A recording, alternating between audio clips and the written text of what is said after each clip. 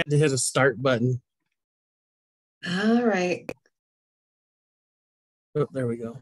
Now we're being recorded. And I just saw an attendee pop in. So I think you're right on the. Yeah, I see people coming in.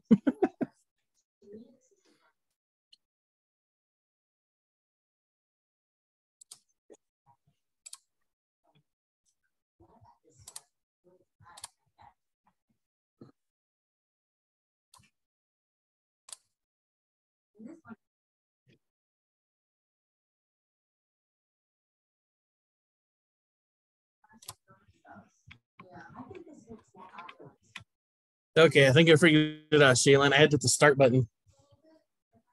Awesome. Oh, okay.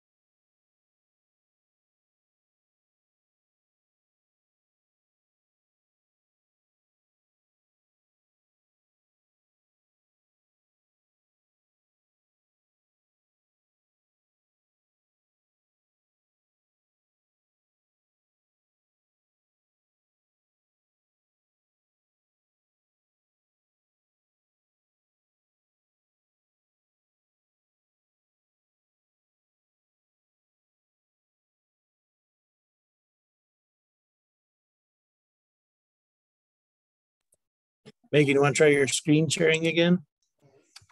Sure. I'm going to see if I can turn on my camera too so I can say hi, but I don't think I can. I will share.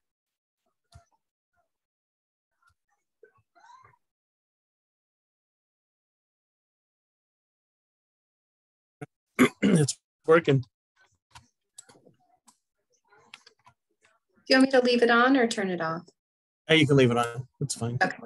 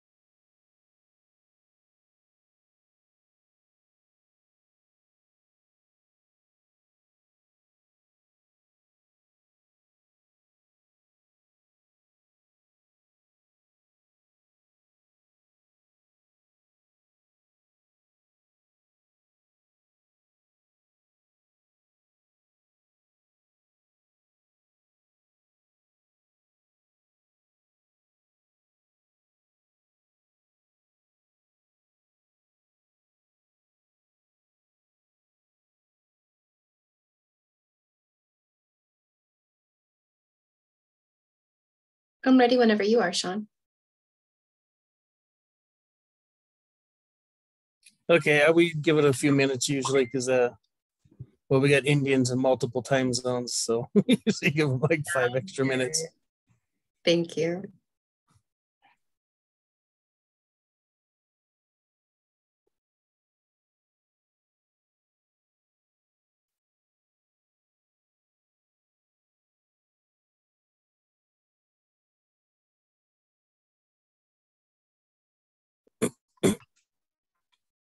Okay, so for everyone that's on right now, if you don't mind, would you go into the chat, type your name, the tribe you're from, and put your email in there for us, if you don't mind?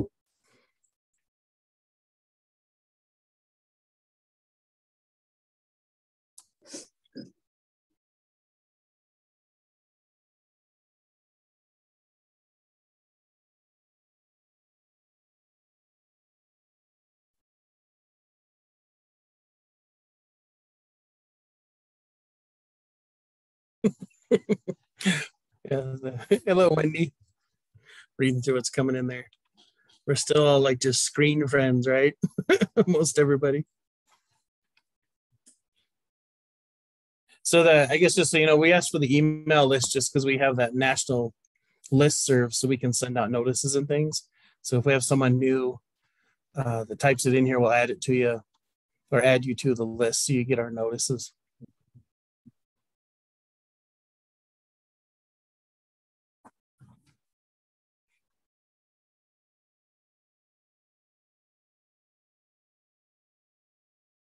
So right now it's showing 30 attendees, Megan.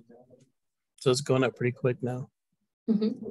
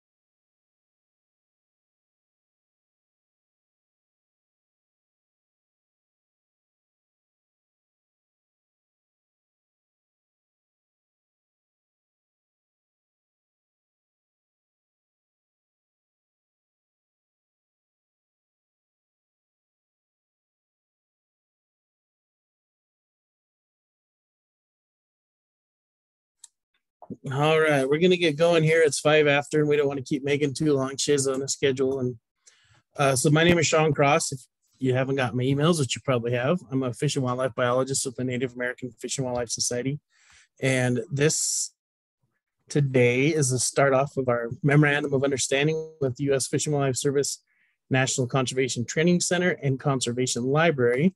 And today we have the good pleasure of Megan Birdie, who you can see is a national librarian. What a cool title. Joining us today to explain what the library is for everybody, how this works, and how access from members is going to work.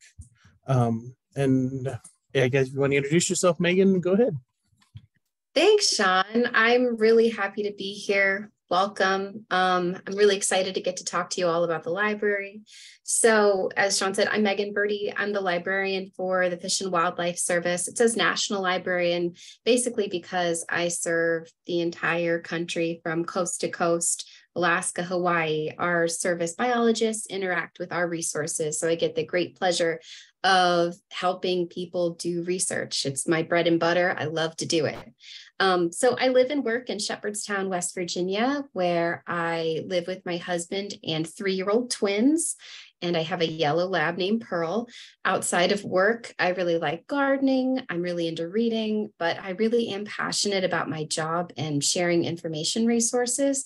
So I'm one of those lucky people who gets to wake up every morning and really love what they do.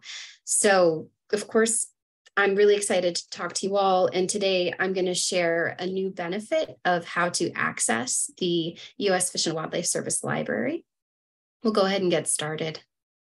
So for some context, the library is located at the National Conservation Training Center, which is a training center for the entire Fish and Wildlife Service, as well as folks from other agencies, state agencies, external folks, and it was established in 1997. We have about 25,000 visitors per year for our courses, and we like to call ourselves the home of the Fish and Wildlife Service. It's a great place to visit. Some of you may have been to NCTC already, but if you come back, you'll have to come by and say hi to me in the library, which funnily enough is actually not in this picture, but it's located down the hill to the left of the building on the farthest to the left. So this is the library team. I couldn't share my camera today, but I am right there, Megan Birdie, that's my face. Maybe we'll get to have a video chat in the future if you need some help. But we also have Sarah Gannon, who is our library manager, John Fisher, who is our interlibrary loan specialist, Catherine Blaylock, who is our staff biologist and also helps us with outreach and social media, and Deb Martin, and she and I work together on our digital media collections in the National Digital Library. So we're a small service-oriented team. We like to think about ourselves as a central information hub, a space and a community for learning. I'm going to talk today about all of our offerings, then give you a short demo in how to view and access our resources. So we offer a number of databases and subscriptions to over 4,000 full-text peer-reviewed journals. Some examples include Science, Nature, Ecology, Journal of Wildlife Management, Fisheries, Proceedings of the National Academy of Science. And those are just some of the big, broader names, but we also have more specialized journals in the fields of ornithology, contaminants, all sorts of things that affect the work that biologists do. We provide access through the publishers Wiley, Springer, Francis and Taylor, BioOne, and more. And millions of journals and articles, ebooks, books are indexed in our catalog, which I'll demonstrate for you. So even if we don't have a subscription to something, we can get you access through something called interlibrary loan, a service I'll explain in a few minutes. We also have the Birds of the World database from Cornell Lab of Ornithology, an excellent resource for life histories of birds, and the BioOne complete package of scientific journals. It's over 200 peer-reviewed full-text journals available. And I always love to plug Web of Science. Some of you might have used this before. It's a really powerful index of scientific and social science journals dating from 1900 to present. There's millions of citations, all linked out to where they're published, open access, as well as the resources the library provides. Of course, I also want to do a plug for our Journal of Fish and Wildlife Management. The library provides support for the open access peer-reviewed journal, which is published by the U.S. Fish and Wildlife Service. The journal does not just publish articles by service biologists, in case anyone's looking for a free publication outlet, and its scope includes scientific papers on the practical application and integration of science to conservation and management of North American fish, wildlife, plants, and their habitats. I've got a shortened link there on the screen for the author guide. That might be a little too fast to write it down, but I can make sure this presentation and the relevant links are available afterwards. So I mentioned interlibrary loan. For any of the journals or articles the library does not subscribe to, we can perform an interlibrary loan on your behalf. This essentially means you can send us the citation or the item that you're looking for, and we can make a request to another library to provide it to you electronically. So we can send you a PDF of an article, a chapter of an ebook, a scanned chapter of a physical book, maybe sometimes an entire ebook, and give those to you for free. To get started with this service, just email the citation to library@fws.gov and we will get on it lickety split. We have a very fast turnaround time. We're a point of pride for us. So, it's hard to hit a paywall, but we think this service really kind of fleshes out what we can offer. So a little bit about our literature collections, that is our physical book collections and our ebooks. We have a contemporary collection of over 9,000 circulating physical books. That means we'll lend them out and we'll send them to you. We also have over 150 ebooks. The scope of our collection includes nature writing, conservation, wildlife management, field guides, scientific literature, guides to communication, leadership and management, and even more. You can find it all in our catalog. We also have a classic conservation collection. This is more of a historical collection that does not circulate. It does not get lent out.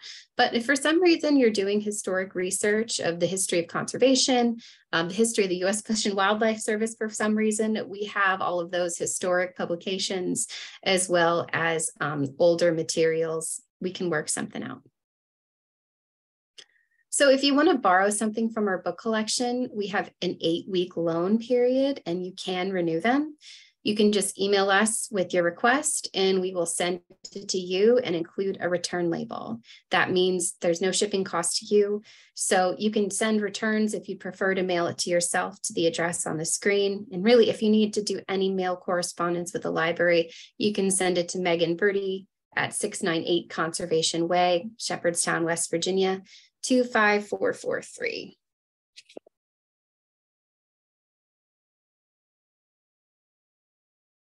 We also offer a literature search service. So we can provide research assistance to you by conducting up to 5 in-depth searches per year for the topic of your choosing. When we do this, we'll provide you with the bibliography and full text access to any articles, chapters that you're looking for. And you can just email us again at that library@fws.gov email address to get started. Just outline your research topic and any parameters you might have, if you need it by X date, or you don't want me to include any materials from before 5 years ago. That kind of information is really valuable. I also have to mention, I mentioned at the top when I was talking about my colleague, Deb Martin, we have the National Digital Library, which is our image collection. You'll find here over 28,000 public domain images that can be used for anything. Public domain means there's no copyright associated with it. So you can download it, you can remix it, you can use it in a publication, you can print it as a poster, you can put it on a t-shirt, you can do whatever you like with it. These are mostly taken by our Fish and Wildlife Service staff. So it's government information, so it's in the public domain. This is accessible to both the public and library users. And we have particular collection strengths in aquatic species, freshwater mussels, wildlife refuge imagery, beautiful scenic imagery, and species in their native habitats. So you can actually contribute to this too if you happen to be a photographer and want to find out more. You can email nctcimages@fws.gov. And I'm looking at the chat. I see a question about how easily searchable is the image library. It's not bad. So we have pretty robust metadata. You can search by a species name, its common name, or its scientific name. You can search by topic. This collection has been maintained by many people over the years, so there are some quirks, but I will actually do a really short demonstration of how to search in it at the end of the presentation. Thanks, Wendy. So our last program I'm going to mention is just for fun. This is the America's Wild Read Book Club. And each season we read a book on conservation science, history, or wildlife and have a virtual book club meeting. Our last title was about freshwater mussels. And this winter we're reading about a journalist's recreation of a journey through the South, first taken by John Muir, and discussing all of the ecological changes in areas he visits and all the public servants trying to help. We welcome everyone to join us and read along with us. We always buy a selection of these books so we can lend to you directly, but this one actually has an ebook too you could find in the catalog. Got another shrunken link on the screen there for more information about the book club. And again, I'll try to make this available to you after the presentation because it's hard to write down every link. So let's talk about getting access to what you're probably going to use the most, articles and databases. After these handful of slides, I'll give that demonstration, but to start out, the best place to start your search for our materials is through the library's catalog. I also suggest Web of Science and Google Scholar, depending on what you're looking for. Web of Science is going to be more narrow in scope. It is only peer-reviewed material. It is kind of the most impactful journals. So you might not cast as wide of a net and is also not interdisciplinary. Google Scholar is super interdisciplinary. It's got a wealth of different kinds of materials, but the filters aren't as easy to use. So I like to start with the catalog, but there's many places to search. And on the screen here, this image isn't what an article looks like in our catalog when full text is available. So you'll have a blue button that says view full text and a green check mark, and you would just simply click through to view full text. And that kind of tells you that you can see something. Okay, so to get access, you'll log in with your library account to view our journals and databases. Your account is good as long as your membership with USFWS is active. And there is a link where you can set a password. This one is super important. And I'll share that as well when I do the demonstration. But there's a couple little differences between the individual member accounts and the member tribe accounts. So we've already set up all of the accounts for individual members. They follow a naming convention of first name _ last name. Unfortunately, it's baked into our system that there's a 20-character limit, so there's a couple exceptions. If you aren't sure what your username would be, you can reach out to Sean. The Society has a list of all your usernames if there's any question of what it would be. But just some examples on the screen. So mine would be Megan _ Birdie. If I had hyphenated my name when I got married, it would be Megan Birdie Bean. I did not do that because I thought it sounded silly. But you can see the hyphen was dropped from the username. Jamie Lee Curtis, right? She uses 2 first names, but the space between Jamie and Lee is dropped from her username. And I'll go back a slide because I see Mickey is asking what the link is for setting a password, and I'm just going to quickly put that in the chat.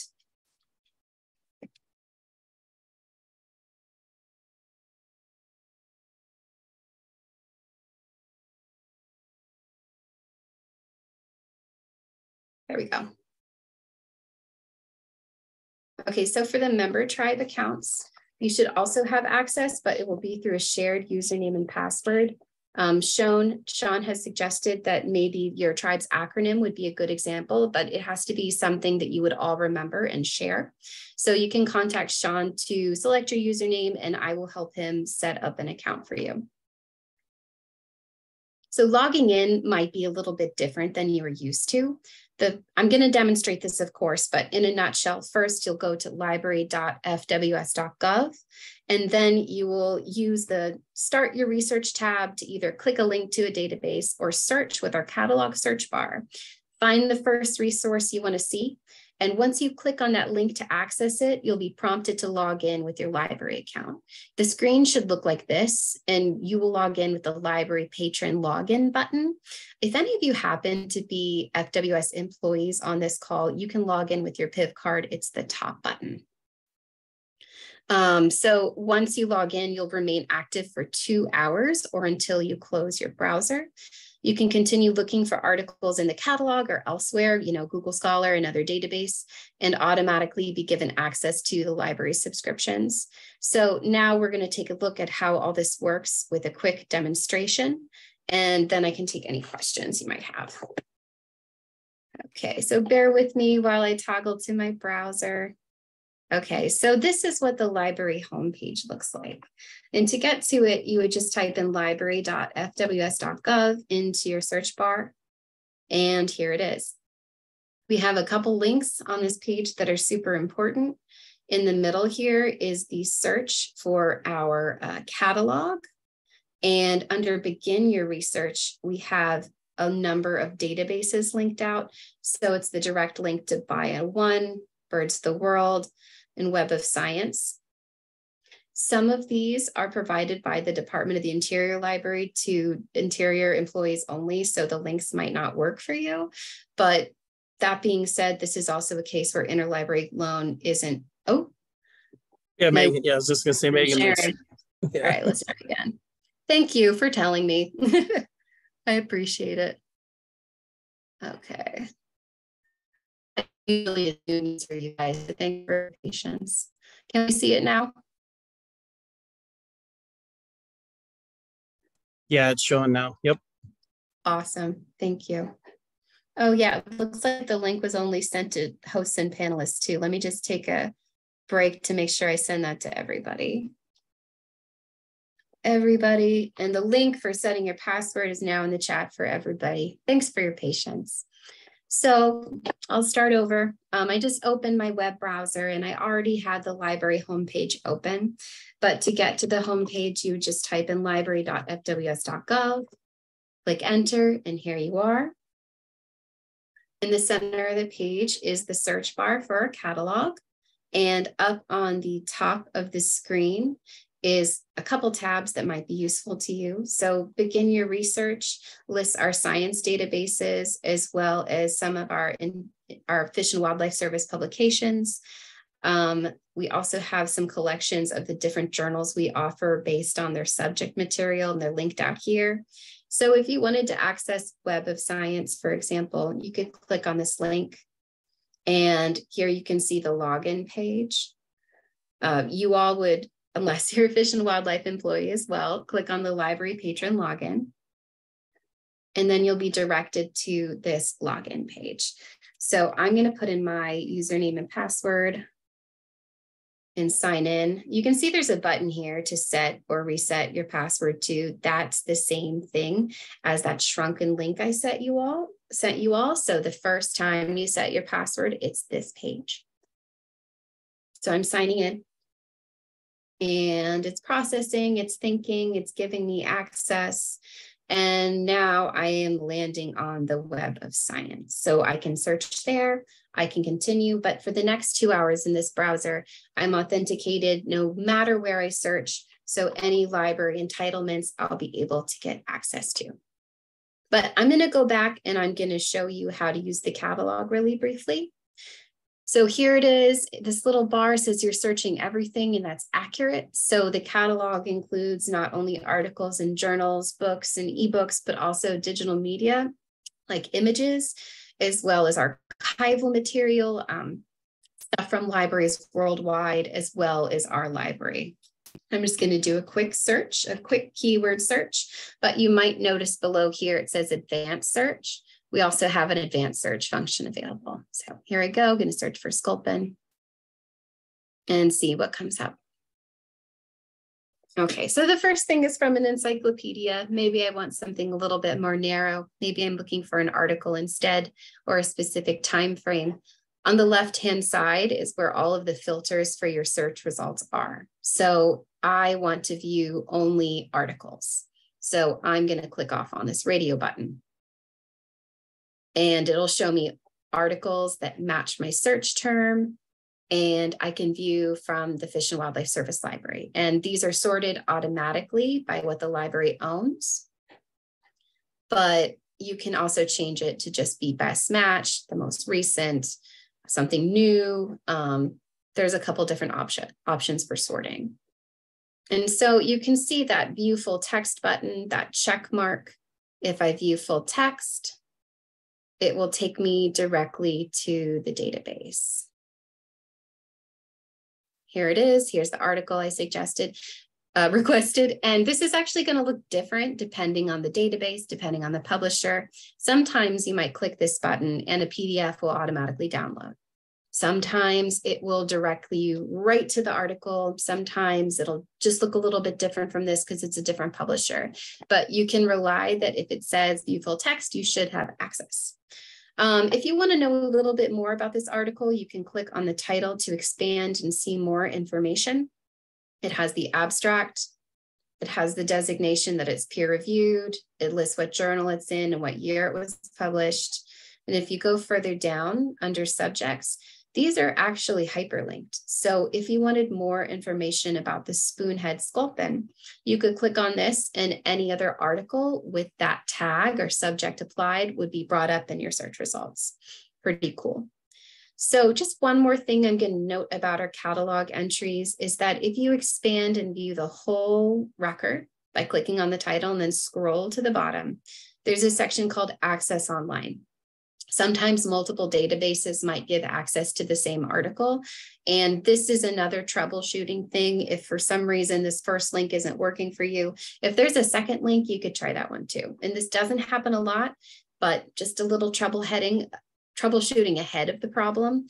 And if you have a broken link, we also have a button to report a broken link and we can repair it and get you access to what you were missing. So you might see a button appear that says sign in. You don't have to sign in here to use the catalog or get access. You're already taken care of when you authenticate on that screen. But if you want to sign in, there's a couple extra features you can use. It's the same account, but using that account, you can save your articles or books that you want to see, or you can go under your account and see all of the books that you've checked out and their due dates and renew them yourself. So you can see I've got 3 books out. One is due in 3 days and I renewed it once, so I better finish it. If I wanted to renew it myself, I could click off and do it here. Okay, so the advanced search button is up here. If you want to do more than just a keyword search, you can actually select which field you'd like to search for. So you can use the title, you can continue to use the keyword, you can use an author, and you can use these operators like and, or, and not to further limit or expand the scope of your search. Down here, you can select whether you'd like it in a certain format. I know this is a little bit small. I hope you all can see it, but you can select whether you'd like it only to be peer reviewed, only articles, only a certain publication range. And then once you've made that selection, you click search and get your results. Okay, so and at any time too, you can click on the shield or logo just to go back to the home page. Okay, really quickly, I'm going to show you the digital library, and then we'll have some time for more questions. So it's linked from the catalog under resources and digital media, but you'll probably just use the URL to get there. It's digitalmedia.fws.gov. And this is where that collection is housed. You can see it's divided up into images, video, documents, audio, and maps. Full disclosure, we only have 13 maps. This isn't a huge area of development for us, but those 28,000 images live here. They kind of represent lots of things going on in the service, but also great fish, wildlife, and plant photos.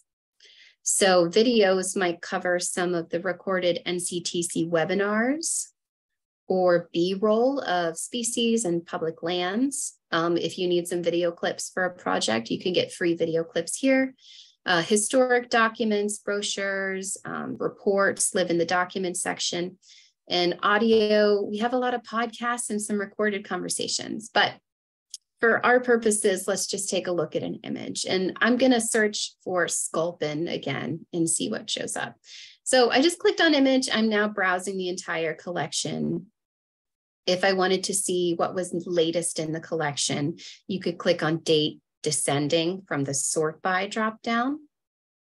And here's some aerial shots recently taken out of fish hatchery, but I want a picture of sculpin. So I'm going to type that into the search bar up here. And here we go. We have some things to select. Let's say I want to use this picture of a Potomac sculpin. I'll click on it and I can actually expand it to get a closer look. So these images are really high resolution, really large. You can see I scroll in and it doesn't get blurry. This means you could use it for pretty much anything. You could blow it up and put it on a poster, or you could shrink it down and use it on a website. but I've decided I want to download it and use it for something. So on the right of the picture, there's a button with an arrow for downloading. You can select the full size image, which is pretty big, anything to a thumbnail, which is pretty small, and take it with you. You can download it to your computer and use it any way you like, as long as under the item description, it lists as being in the public domain under rights, and 99% of what is in here is. If there's any other question about the rights of using an image, you can email us at nctcimages@fws.gov.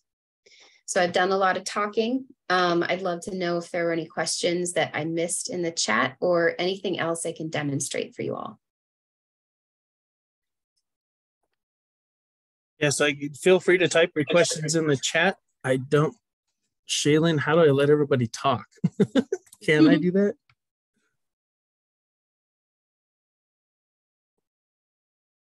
I'm not sure. Mitzi will probably know more than I do.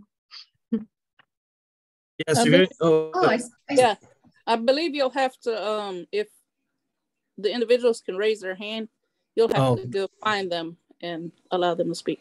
Okay, yeah, so raise your hands or type in the chat, whichever you're more comfortable with, and then I'll look for you. And I have an allow to talk button, I see.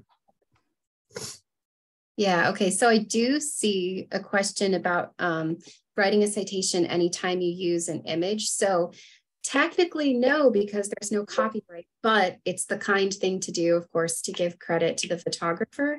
So we format that as the photographer's name / USFWS. So I'm putting that example in the chat whenever you want to give photo credit to one of our images. And I see John Morton is asking what the login link is. So how this works is there isn't like one login page. You log in as soon as you see the first resource you want to use. So if I wanted to find that article again, I click view full text, and then I'd be prompted to log in and see that page where I could enter my credentials. Because I'm already logged in, I'd have to cross out of my browser to show it, but there's not a specific login page. I can send the link again to set your password though, if that is what you're talking about, Sean. Let me just find it in the chat. Yeah, where did it go? I found it. Okay, so set your password right here.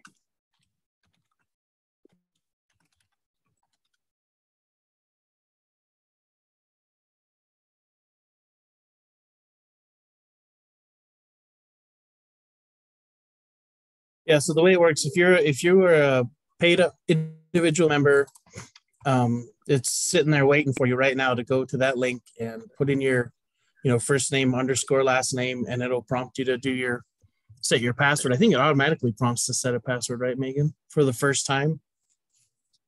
Yes. So let me see if I can back out and show this again.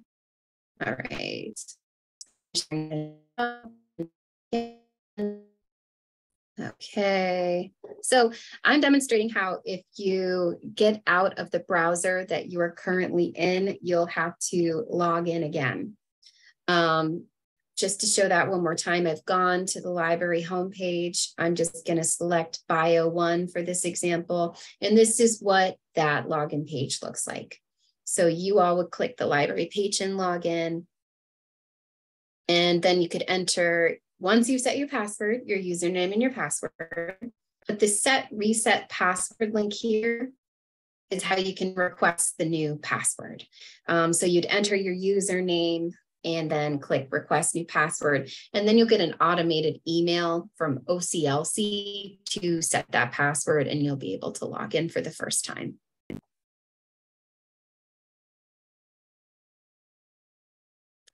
Okay, I see Jessica asked if we have department-wide account, can multiple people access the library and download at the same time? I think so, but if you come across an issue, if multiple people are trying to use it at the same time, please let me know, because this is brand new. That's what I was just going to say. We owe Megan a big thank you, because this setting this up for NFWS is brand new for the library and the conservation training center. So it was a lot of work on her end to put all this together for us. Yeah, it's my pleasure though, Sean. Thanks. I see Patrick asked, how is ILL handled for tribe-wide accounts? We'll still do ILL for you, but I think you'll need to let us know what account you're associated with. But you'd still follow the same process to email us and make your request. So Megan, what is ILL? What is that? Sorry, interlibrary loan. So that's Copy. that really amazing feature of libraries where we can share materials with each other if there's a gap in our collection. And we're doing that for electronic materials as well as, ebooks, articles, that kind of thing. That's the easiest thing for us. All right, excellent. So as everybody's thinking about questions and things you want to ask, oh yeah, this is recorded, Nikki. I'm sorry. The webinar is recorded. So, and I think we're going to be able to use or post Megan's presentation as well. Plus, you can contact me or anybody else on staff to get assistance too, and we can work with Megan and anybody else at the library to help you out. Part of this MOU, it isn't just the library. We're going to also be able to start using the National Conservation Training Center as if we're federal employees. They're still going to have their waiver system, or I'm not sure it's called a waiver. They have some kind of system already for tribal staff to take courses at NCTC. That one's still in place. But if you're a member of the society or a member tribe of the society, you can start using the trainings at NCTC. And that's not just in person. They have some incredibly good online courses you can take at your own pace as well. That's going to be a follow-up. Well, that's going to be a separate email on how to do that because you have to use DOI talent. You have to set up a bunch of stuff with them, but we've got that figured out as well. It's like there's more questions.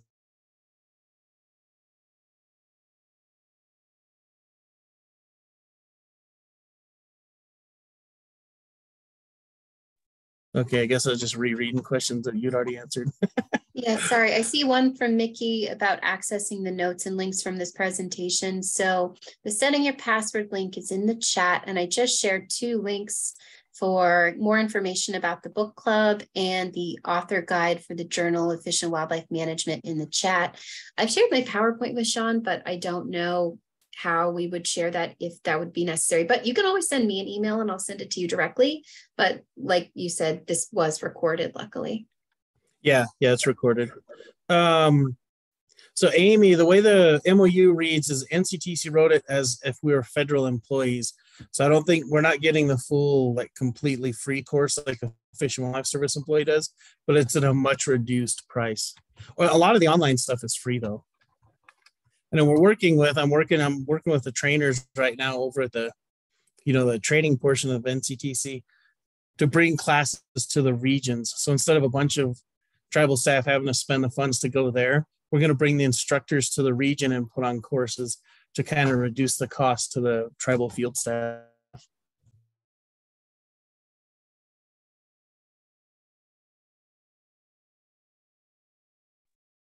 Anybody else got anything? I don't see any hands, or I'm not seeing them. Something, if anybody's raised one. I don't see any. Oh, a link for NCTC.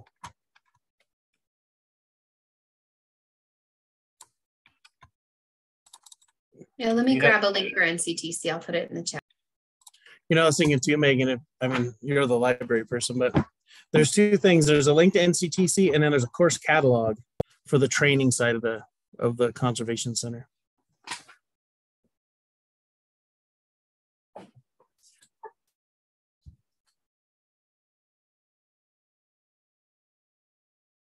Okay, I'm putting in the chat a link to NCTC's training.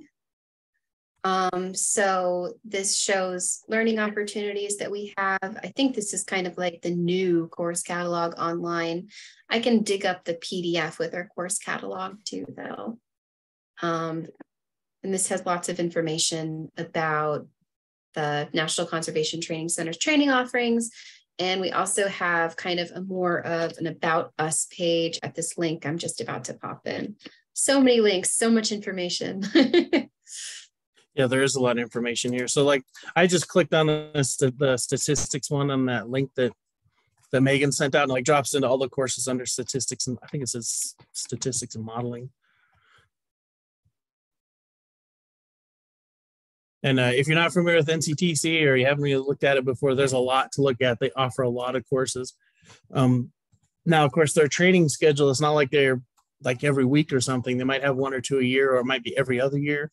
You just have to look in the catalog and see if something fits what you're looking for.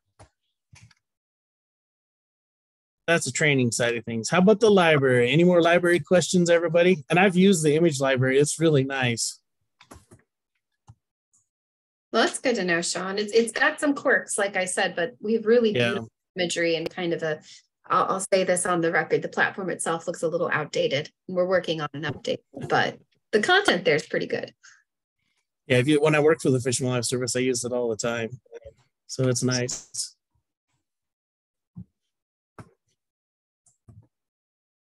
All right. Are we winding down?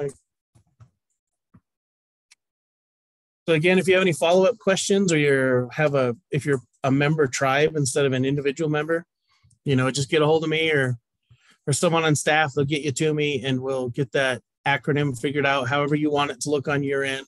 The password for your end, so that's kind of easy to, for multiple people to use, and we'll get those things sorted out.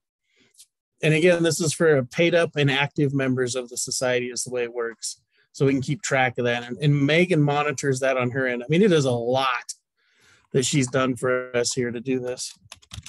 Here comes my email again, so everybody can grab it. And yeah, that's Julie's picture, because we share an account to save money, in Zoom. This is expensive. Yeah, well, I want to say a big thank you to Megan, not only for this presentation, but I mean, you guys, there's a lot of effort she's done to put into this, and she did a lot of it over the holidays, So thank you, Megan, so much for the work and taking time to do this presentation for us today. Thank you, Sean. And thank you, everybody who attended. I'm really excited to see how this relationship grows and how we can serve you all. And just getting the opportunity to introduce myself and our resources today was fantastic. So I really appreciate it. Thank you. Yeah, no kidding. It's incredible. This is such an awesome resource for biologists in the field. It's absolutely incredible. All right, everybody, if you got one last question, you better throw it in there. We're going to close out. All right, cool. Thanks for attending today, everybody. And again, the society is here to support your sovereign right in managing your natural resources. So if you have questions or need help with anything, let us know, and we'll do our best to help you all out.